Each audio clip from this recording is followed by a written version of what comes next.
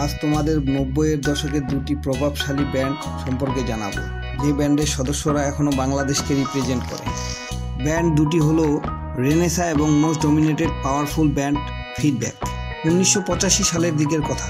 Soul band ছেড়ে আসা নকিব খানের নেতৃত্বে গড়ে ওঠা ব্যান্ড সঙ্গীত ইতিহাসের মেলোডি ও সফট রক ঘরানার ব্যান্ড রেনেসা, যার সদস্যরা হলো নকিব খান, পিলু খান, এনামুল ইসলাম, মামুন ও ফয়সাল সিদ্দিকী। তবে 90-এর দশকে এই ব্যান্ডটির প্রভাব অনেকাংশ দর্শক শ্রোতাদের মাঝে পড়েছিল, আর এই প্রভাব পড়েছিল তাদের একটি মোস্ট জনপ্রিয় গান ও নদীরের মাধ্যমে।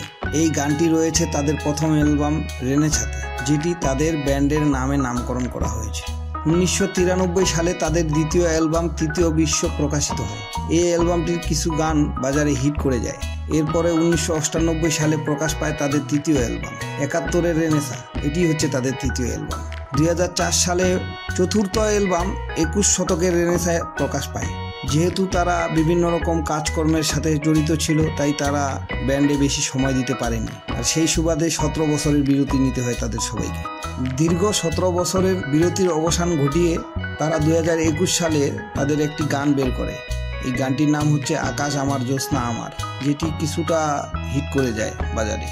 এছাড়াও তাদের কিছু হিট গান হচ্ছে ও নদীরে, হৃদয়ে কাদামাটি, তৃতীয় বিশ্ব, তুমি কি আজ বন্ধু, 21 শতকে বাংলাদেশের গণতন্ত্র, আরও অনেক।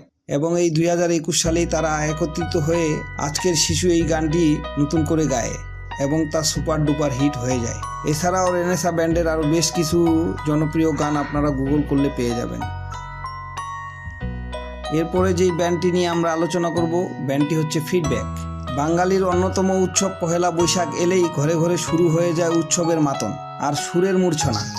মেলায় যাই রে, বাসন্তী রং শাড়ি পরে ললনারা হেঁটে যায়, এমন এক গানের সৃষ্টি যে ব্যান্ডটি করেছিল, সেই ব্যান্ডটি হলো ফিডব্যাক। শুধু এই একটি গান নিয়েই যে তারা হিট ব্যান্ডগুলোর মধ্যে একটি তা নয়, তাদের আরও অসংখ্য হিট গান রয়েছে। সেসব কথা, গল্প, আড্ডা জমাতে আমাদের আজকের আয়োজন। ব্যান্ড ইতিহাসের আদবান্ত জানতে আমাদের চ্যানেল মেলোডি মিউজিক ম্যানিয়ার পাশেই থাকুন। বাংলাদেশের স্বাধীনতা যুদ্ধের পর ব্যান্ড স্পন্দন ও উচ্চারণের হাত ধরেই ফিডব্যাক হাঁটা শুরু করেছিল।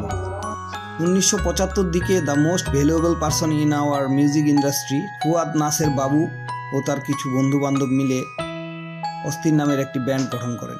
1978 সালে আন্ডারগ্রাউন্ড ব্যান্ড আল্ট্রাসোনিক এর কয়েকজন সদস্য সহ নাসের বাবু ফিডব্যাক 20th সেঞ্চুরি নামে ব্যান্ডটি গঠন করেন।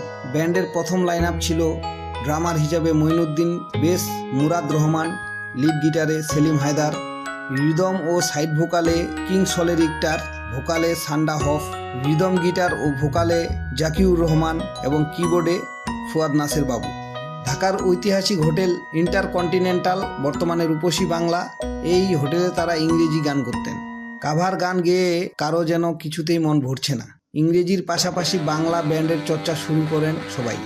1979 সালের 25 সেপ্টেম্বর বাংলাদেশ শিল্পকলা একাডেমিতে প্রথমবারের মতো তারা স্টেজ প্রোগ্রাম করেন এবং সেই সময়ে তারা নিজেদের প্রতি আত্মবিশ্বাস অর্জন করেন। এরপরে তারা শুরু করেন মেলোডি, রক, মেটাল এবং হেভি মেটাল গান নিয়ে কাজ করেন। 1982 সালের বিটিভিতে নাসের বাবুর লেখা এবং ফুয়াদ বাবুর কণ্ঠে এই দিন চিরদিন রবে গানটি ব্যাপক জনপ্রিয়তা পায় শ্রোতাদের মাঝে, আর সেই সময়ে কনফিডেন্ট আরও বৃদ্ধি পায়। তাই 1985 সালের দিকে তারা তাদের ব্যান্ডের নামে প্রথম অ্যালবামটি প্রকাশ করে। 1987 সালের দিকের কথা, সদস্যদের মধ্যে বিশাল একটা পরিবর্তন চলে আসে, আর ঠিক সেই সময় ব্যান্ডের অন্যতম পরিচিত মুখ মাকসুদুল হক যোগ দেন এবং যোগ দেন বাংলাদেশের অন্যতম লিড গিটারিস্ট লাবু রহমান। এছাড়া the most important member Piyaru খান। সব মিলিয়ে অসম্ভব কিছু গুণী শিল্পীর মিলন মেলা হয়ে ওঠে এই ব্যান্ডটিতে। প্রথমের দিকে মাকসুদ শুধু ইংরেজি গান করতেন। গুরু আজম খান ও ফুয়াদ নাসের বাবুর পীড়াপিড়িতে বাংলা গান গাওয়া শুরু করেন। অবশ্য হিন্দি, রবীন্দ্রসঙ্গীত, নজরুলগীতি, আধুনিক এসব গানের মধ্যেই শ্রোতারা বেশি থাকতেন। ব্যান্ড মিউজিক একটা চ্যালেঞ্জিং ব্যাপার হয়েছিল, আর এই চ্যালেঞ্জিং সময়ের মধ্যেই ফিডব্যাক তারা তাদের দ্বিতীয় অ্যালবামটি প্রকাশ করে ফেলে। দ্বিতীয় অ্যালবামটির নাম ছিল উল্লাস। 1990-এর কথা, তখনও বাংলা ব্যান্ড সঙ্গীতে মানুষের কাছে নেতিবাচক মিউজিক। ফিডব্যাক আবারও একটু নতুন চ্যালেঞ্জ নিয়ে এবং তৃতীয় অ্যালবামটি বের করে ফেলে, আর সেই তৃতীয় অ্যালবামটির নাম হচ্ছে মেলা। বলাই বাহুল্য ফিডব্যাকের বাজিমাত। সবগুলো গান সুপার ডুপার হিট। আর মেলা গানটি নিয়ে বলার তো কিছুই নেই। আর এরপরে 1992 সালে আন্তর্জাতিক অঙ্গনে বাংলাদেশের প্রথম এবং ফিডব্যাকের চতুর্থ অ্যালবাম জোয়ার প্রকাশ পায়। এরপরে 1994 সালে পঞ্চম অ্যালবাম বঙ্গাব্দ 1400 নামে তারা তাদের অ্যালবাম প্রকাশ করে। আশ্চর্যের ব্যাপার হলো বাংলাদেশের ইতিহাসে শুধুমাত্র একটি গান নিয়ে একটি অ্যালবাম প্রকাশ করার রেকর্ড গড়েন ফিডব্যাক। একই সালে তাদের ষষ্ঠ অ্যালবাম দেহঘড়ি নামে তাদের অ্যালবাম প্রকাশ পায়। গানটিতে বিখ্যাত বাউল আব্দুর রহমান বয়াতি ফিডব্যাকের সাথে কণ্ঠ দেন।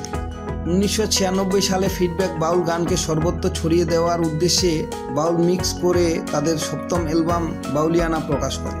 এরপরে ব্যান্ডের অন্যতম সদস্য মাকসুদ সমাজের নানা অসঙ্গতি নিয়ে অনেক বেশি সোচ্চার হয়ে ওঠেন। এসব বিষয়ে অনেক প্রতিবাদী কণ্ঠস্বর হয়ে ওঠেন। ফিডব্যাকের ছত্রছায়া থেকে এসব অ্যাক্টিভিটিস করা খুব কষ্টের হয়ে ওঠে। তাই ফিডব্যাক ছেড়ে তিনি তার নিজস্ব ব্যান্ড ঢাকা গঠন করেন। সেই সময়ে ভোকাল হিসেবে জয়েন করেন রাশেদ।